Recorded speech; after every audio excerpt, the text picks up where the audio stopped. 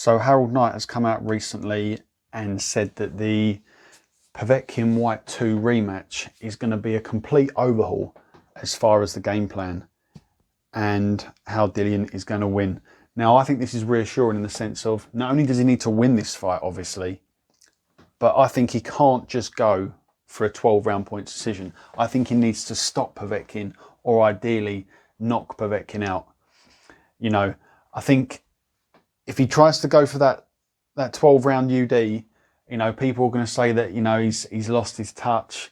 You know, his punching power's been completely decimated off the back of getting knocked out by Joshua and Povetkin. You know, he needs to make a statement here. You know, he can start off slow, you know, and work his way into Povetkin like he was doing in the first fight. But I do feel like he needs to finish off strong here.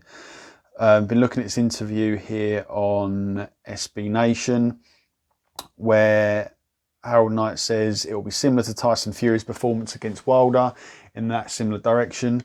Sugar Hill changed the whole game plan against Wilder. They did not expect Fury to do what he did. It was a complete overhaul and they changed his way of thinking, and he did it by having fun. He also then goes on to say, we're not going to make the same mistakes against Povetkin, and Dillian's going to use his IQ. We're going to harness what Dillian likes to do and adjust and modify. Look, he needs to go back to being, you know, that nasty guy that gets in your face, that's got that aggression, but he obviously needs to do it with control. You know, he can't just go right in there from the opening bell because he'll get knocked out again.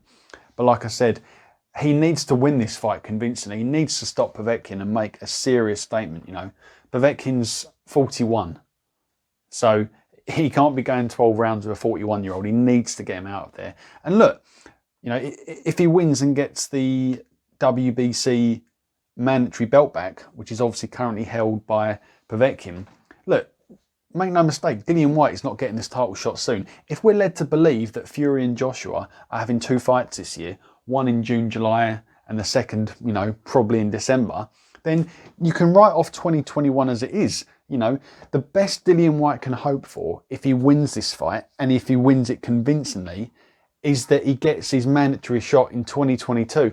You know, it's getting really, really dangerous now for Dillian Whyte because he's not getting any younger, and I do feel that this could be last chance saloon. You know, if he loses this second fight, then as far as I'm concerned, that the WBC is over, you know, and he's going to start looking back at that offer that he could have taken back in April of 2019 against Joshua. You know, he's going to start looking back at that with some serious regret if he's not already.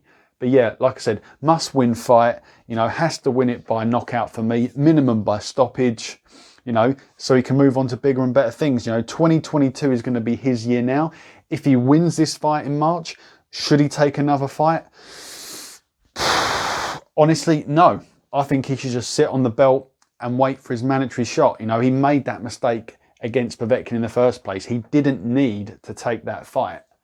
And the WBC would have announced their mandatories, you know, in Feb, which I have no doubt Dillian Whyte would have been obviously called upon. So yeah, look, interesting story. We'll see what happens. You know, more to come as we get a bit closer to the fight. Only about a week and a half out now. But yeah, just a quick one. Cheers.